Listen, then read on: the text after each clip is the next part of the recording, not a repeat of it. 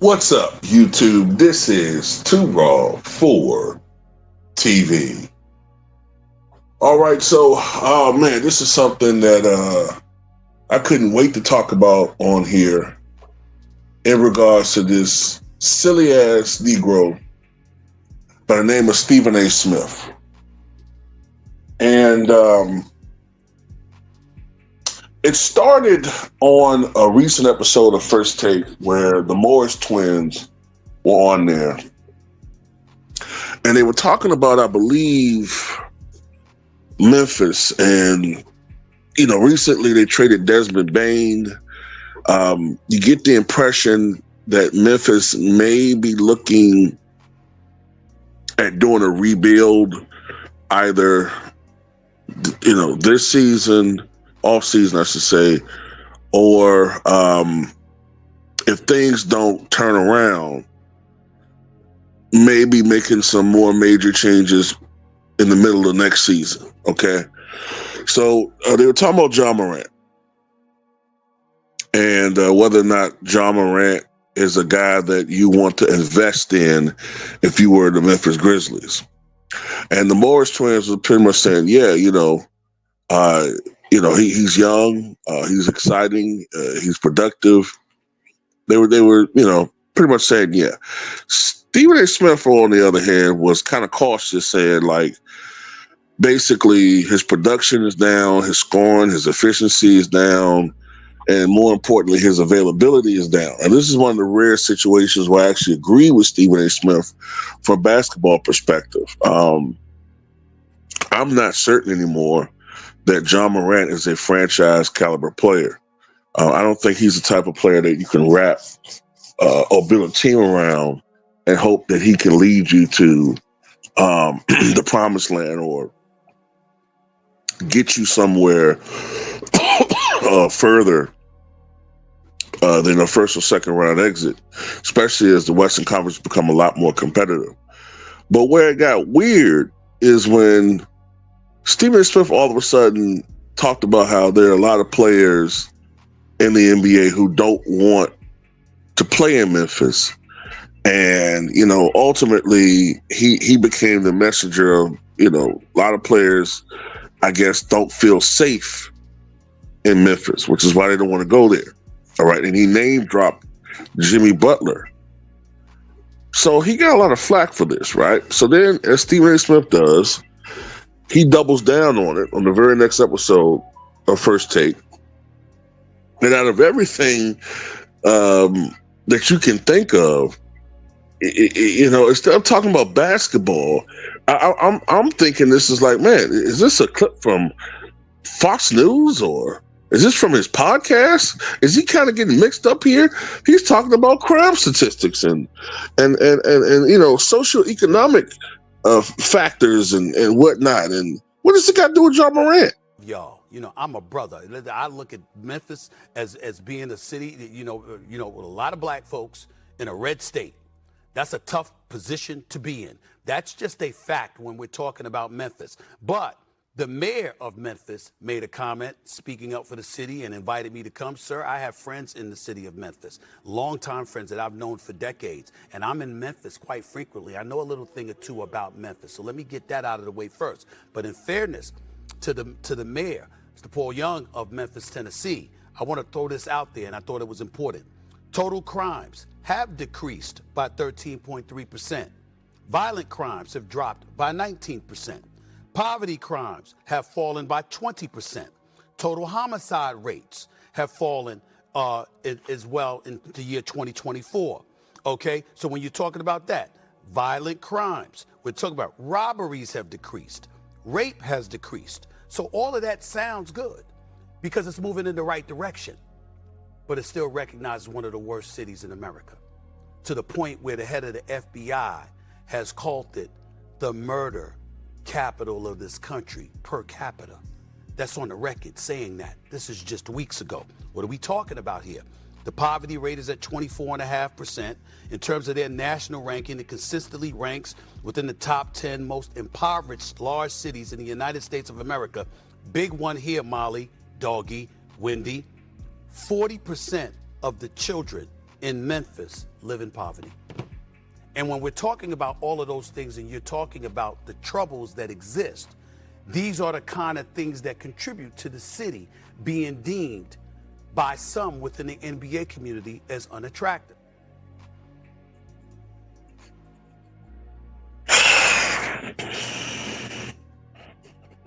So let me ask you this. I'm talking about subscribers here.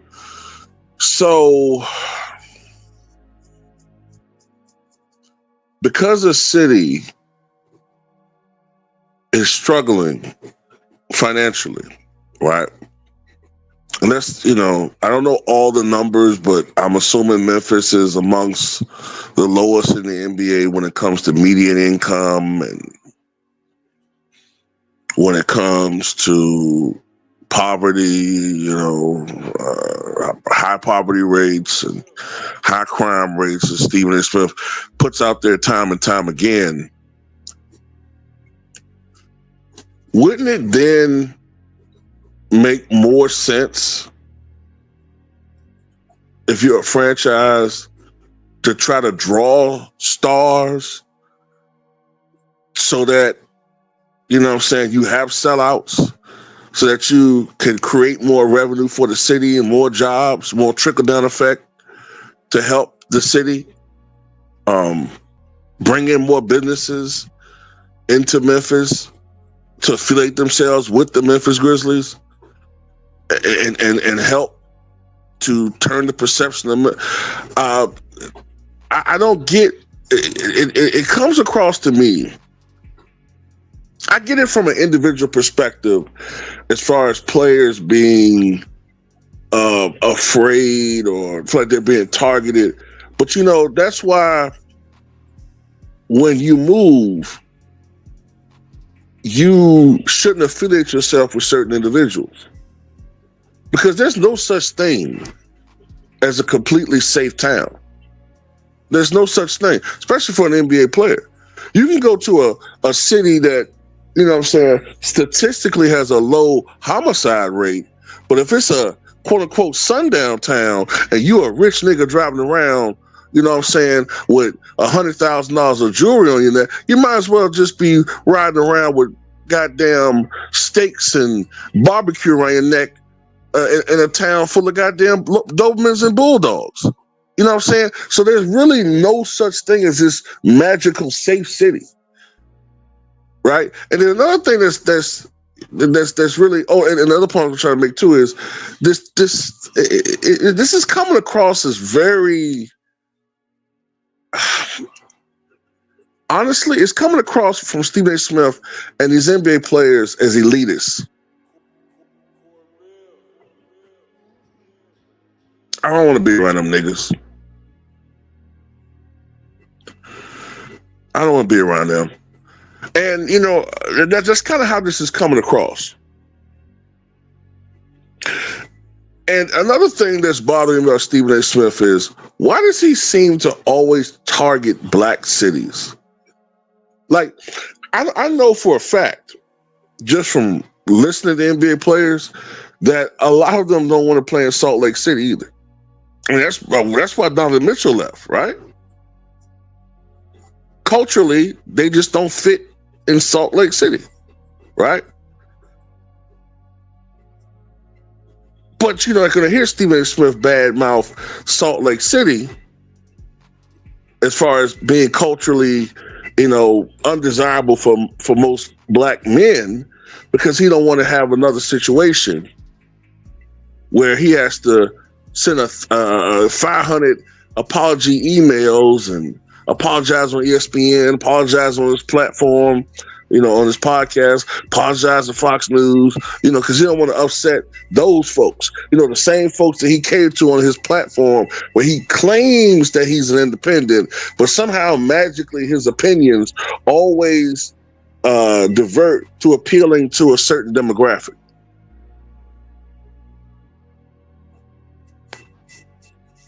We always got something negative to say about Milwaukee. And I always got something negative to say now about Memphis. Probably the two blackest cities in the NBA. Just about, right? Hey, man, this guy's dangerous, man. And then, why are you bringing all this stuff up anyway? Because on the one hand, you say, well, we shouldn't judge Ja Morant based on a mistake that he made. Everybody deserves a second chance. But then, by bringing up these gun statistics, the crime statistics, and the gun culture, whatever you want to call it, you kind of are attaching Ja Morant to that, either indirectly or directly. It's just somehow he's responsible for the recent spike in crime or whatever in Memphis because of his incidents. That's what you're kind of doing, man, and that's why a lot of these players don't like you. That's why they don't rock with you, man.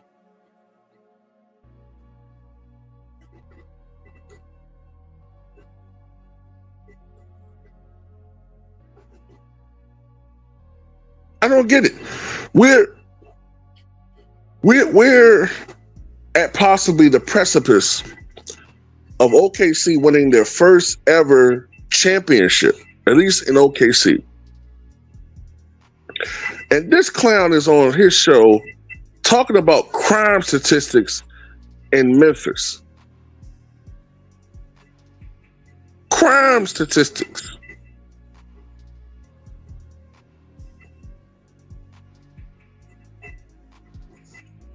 Okay. Well, crime statistics are terrible in Chicago. Does that mean players shouldn't try to sign with or should avoid playing in Chicago?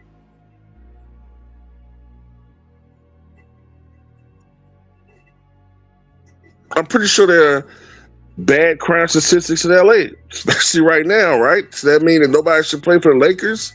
I'm just not understanding this one here.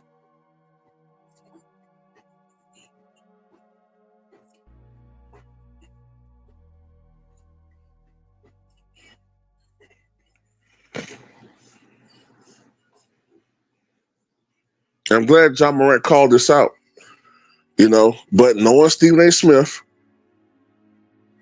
as spiteful as he is and as egotistical as he's become, since he's gotten his money, since he's gotten that bag, you can't tell this dude nothing. Nothing. That's all I got to say about it, man. Tell me what you guys think. Makes no sense. I don't get it. What is that? Why is bringing up Memphis demographics and stats and numbers as far as their crime issues, how is that reflective upon Ja Morant?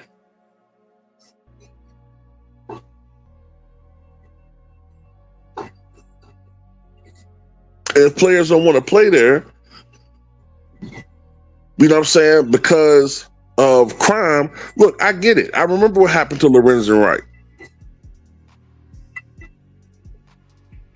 It was a tragedy,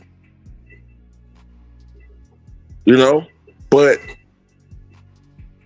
and I know not everything gets reported. I know that Antoine Walker didn't report for years that he got robbed. I know that for years Eddie Curry didn't report that he was the victim of a home invasion and was robbed. But I think that happened, both those incidences happened in Chicago, like I said. So does that mean that players should avoid playing in Chicago? Well, then we would never have Michael Jordan. At least not the Michael Jordan we know and love. Michael Jordan was playing on a team where guys was cokeheads. But anyway, that's all I got to say about it, man. Tell me what you guys think.